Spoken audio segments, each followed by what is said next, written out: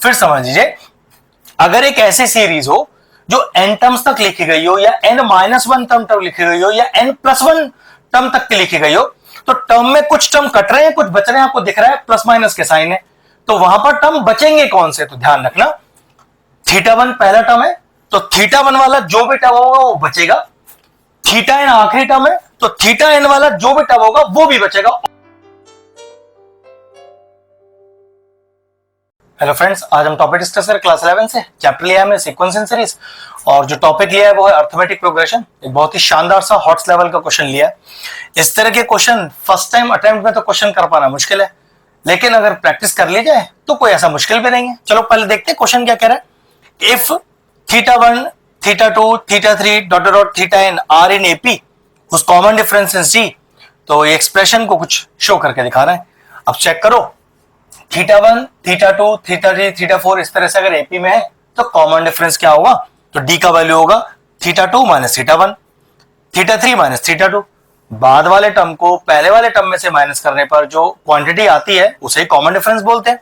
इस बात का यूज हम करेंगे थोड़ी देर में। पहले से एक्सप्रेशन को सॉल्व करते हैं और अपना प्रूफ लेके आते हैं। तो सबसे पहले मैंने क्या लिखा? LHS लिखा और ये इक्वल टू हटा दिया क्योंकि ये तो मुझे अपने आंसर में चाहिए। चलिए इसको एक लाइन बना देते हैं अलग से। अब क्वेश्चन में स्टार्ट कैसे करें?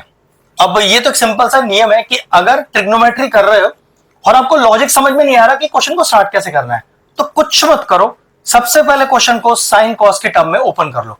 अगर सिंपल ट्रिग्नोमेट्री भी कभी करो और आपको ऐसा लगे सर समझ ही नहीं आ रहा क्या करना है, तो सबसे पहला स्टेप ये लगाना कि क्वेश्चन को साइन कॉस के टर्म में चेंज करना। तो देखो मैं भी कर रहा हूं, सेक लिखा हुआ है ना, तो सारे के सारे टर्म कॉस में चेंज हो जाएंगे। तो चलो वही करते हैं। ये हो गया 1 अपॉन cos θ1 और cos θ2 plus 1 upon cos θ2 into cos θ3 plus dot dot dot dot 1 upon cos θn minus 1 cos θn। अब अगला स्टेप क्या होगा? मैंने क्वेश्चन को cos के टर्म में चेंज कर दिया, लेकिन जब रिजल्ट ध्यान से देखना, रिजल्ट में एक डिनोमिनेटर में साइन डी दिख रहा है। मैं कुछ भी कर लूं यहां पर, साइन डी को इंट्रोड्यूस ही करना पड़ेगा, वो खुद तो अपने आप आएगा नहीं। अब ऐसे कैसे इंट्रोड्यूस कर दो साइन डी को? तो मैंने क्या किया, एक साइन डी से मल्टीप्लाई भी किया और एक साइन डी से डिवाइड भी किया। तो देखो कितना आ गया, 1 अपॉन साइन डी और ऊपर साइन डी से मल्टीप्लाई। तो देखो एक साइन डी मेरे डिनोमिनेटर में आ गया जो मुझे वहां चाहिए था, और सब कुछ एज इट इज, कोई चेंजेस नहीं करने। सब में साइन डी मल्टीप्लाई हो गया, cos θ2 यहां cos θ3, फिर plus dot dot dot dot sine D whole upon cos θn minus 1 और cos θn।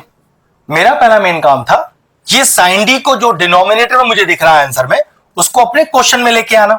और ऐसे तो मैं साइन डी कहीं से नहीं ला सकता, तो मैंने क्या किया, उस साइन डी से मल्टीप्लाई डिवाइड कर दिया।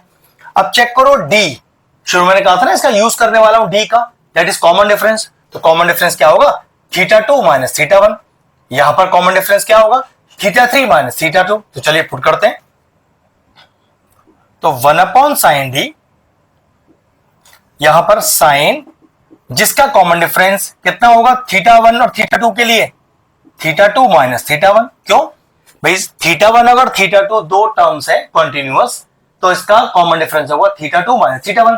भाई बाद वाले टर्म में से पहले वाला टर्म माइनस करोगे तभी तो कॉमन डिफरेंस आएगा। होल अपॉन के नीचे as it is cos θ1 cos θ2 plus sine D. अब यहां पर भी कॉमन डिफरेंस चाहिए, लेकिन टर्म कौन है? θ2 और θ3। तो फिर कॉमन डिफरेंस क्या होगा? θ3 माइनस का θ2। चेक कर लो, बाद वाली में से पहले वाली माइनस होगी, अपॉन में कोई चेंजेस नहीं, वो अभी एज इट इज रहने वाले। ठीक है, plus dot dot dot dot same यहां पर साइन, बाद वाली में से पहले वाली माइनस होगी। तो ध्यान रखना n-1 और n में n बाद वाली है और n में से कुछ माइनस हो रहा है ना, तो पक्की बात वो पहले वाली टर्म ही होगी। तो हमेशा बाद वाली में से माइनस किया जाता है पहले वाली टर्म को, वो as it is cos θn minus 1 into cos θn, उसमें कोई चेंजेस नहीं करने हमें। ठीक है, अब क्या करते हैं, साइन a माइनस बी की आइडेंटिटी खोलते हैं न्यूमरेटर में। चलिए वो करते हैं। तो 1 अपॉन साइन डी, यहां कोई काम नहीं रह गया क्योंकि ये 1 अपॉन साइन डी तो वैसे भी हमें डिनोमिनेटर में चाहिए। खोलिए identity, what is sine A minus B? Sine A cos B minus का cos A sine B, identity पता होनी चाहिए।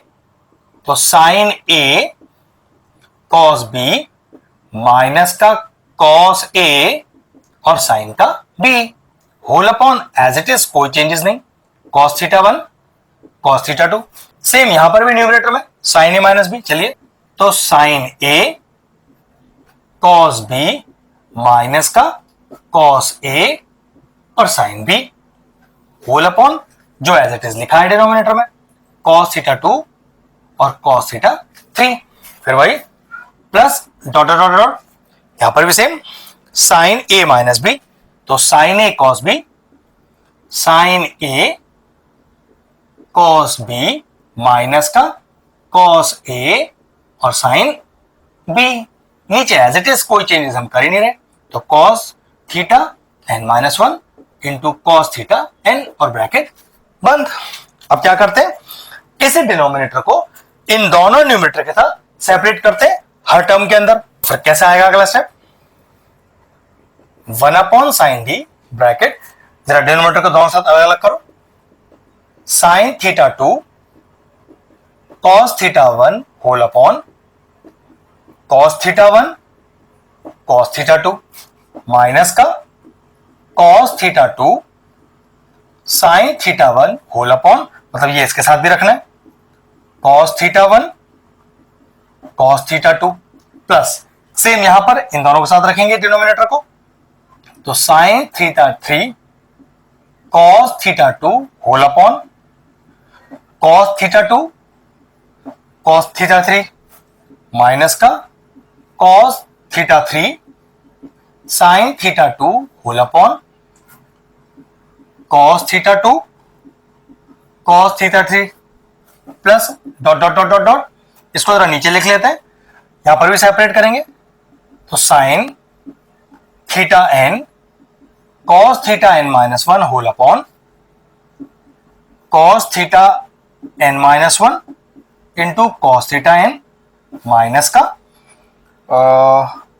Cos theta N sine theta N minus 1 whole upon cos theta N minus 1 cos theta N bracket बंद।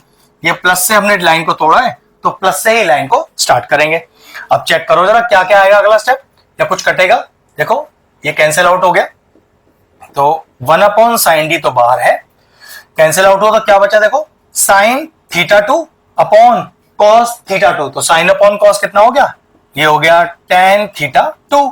अगला step देखो, minus लगा लो यहां पर, यहां क्या कटेगा, कॉस थीटा 2 कॉस क्या बच गया, sign theta 1 upon cos theta 1, तो ये बच गया टेन थीटा 1। ऐसे यहां पर चेक करो, प्लस लगाओ, यहां फिर ये कॉस वाला टर्म कट गया, ये बच गया आपका टेन थीटा 3, फिर माइनस लगाओ, फिर यहां क्या कट गया, यहां भी कॉस वाला टर्म कट गया, यहां क्या बचा tan theta 2 plus dot dot dot dot dot. अब देखो यहां भी कौन सा टर्म कट रहा है, यहां पर भी कॉस वाला टर्म कट रहा है, और क्या बचा टेन थीटा एन, यहां चेक करो कॉस वाला टर्म ही कट रहा है, और क्या बचा माइनस लगाकर टेन थीटा एन माइनस 1। अब जरा ध्यान से देखो, कुछ टर्म कट रहे हैं कुछ टर्म बच रहे हैं। अब ध्यान से देखें तो माइनस का टेन थीटा 2 कट गया प्लस वाले के साथ, ठीक है, ऐसे ही टेन थीटा 3 प्लस वाला और एक माइनस वाला भी होगा। अब दिक्कत ये होता है इस तरह की सीरीज में जो n टर्म्स तक या n-1 या n+1 टर्म तक की होती है, कि कौन सा टर्म बचेगा और कौन सा टर्म कट जाएगा। तो ध्यान रखना, स्टार्टिंग का पहला टर्म बचेगा और बाद से भी बाद वाला टर्म बचेगा। अब स्टार्टिंग का पहला टर्म आपको कैसे पता, तो भाई थीटा 1 से ही तो आपका स्टार्ट हुआ है, तो गारंटी है थीटा 1 आपका पहला टर्म है, तो वो तो बचेगा ही बचेगा। तो 1 अपॉन साइन डी करो बाहर, जो कि माइनस का है, तो माइनस का टेन थीटा 1 बचेगा। लेकिन बाद वाला टर्म कैसे चूज करें, तो भाई बाद वाला टर्म भी थीटा एन वाला ही है, तो ध्यान रखो जिसमें थीटा एन है वही वाला टर्म बचेगा, और ये सारे टर्म कट जाएंगे अपने आप ही। समझ लो ये सारे टर्म कट गए हैं। यहां क्या बचा, प्लस टेन थीटा एन। फिर समझ लीजिए, अगर एक ऐसी सीरीज हो जो n टर्म्स तक लिखी गई हो, या n-1 टर्म तक लिखी गई हो, या n+1 टर्म तक की लिखी गई हो, तो टर्म में कुछ टर्म कट रहे हैं, कुछ बच रहे हैं, आपको दिख रहा है प्लस माइनस के साइन है, तो वहां पर टर्म बचेंगे कौन से, तो ध्यान रखना θ1 पहला टर्म है, तो θ1 वाला जो भी टर्म होगा वो बचेगा, θn आखिरी टर्म है, तो θn वाला जो भी टर्म होगा वो भी बचेगा, और सारे टर्म कट जाएंगे। θ1 वाले टर्म के साथ माइनस है तो माइनस लगाया, θn वाले के साथ प्लस है तो मैंने प्लस लगाया, प्लस माइनस से कोई लॉजिक नहीं है, टर्म कौन से बच रहे हैं वो ध्यान रखना जरूरी है।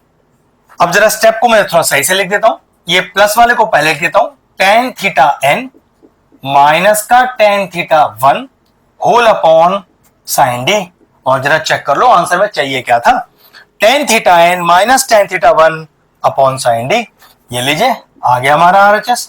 तो since LHS is equal to RHS hence proved. एक शानदार सा क्वेश्चन था, फिनिश हो गया। ध्यान छोटी छोटी चीजों पर रखना था, मेन ध्यान इस सीरीज वाला था कि कौन सा टर्म कटेगा और कौन सा टर्म बचेगा, वो मैंने आपको क्लियर कर दिया।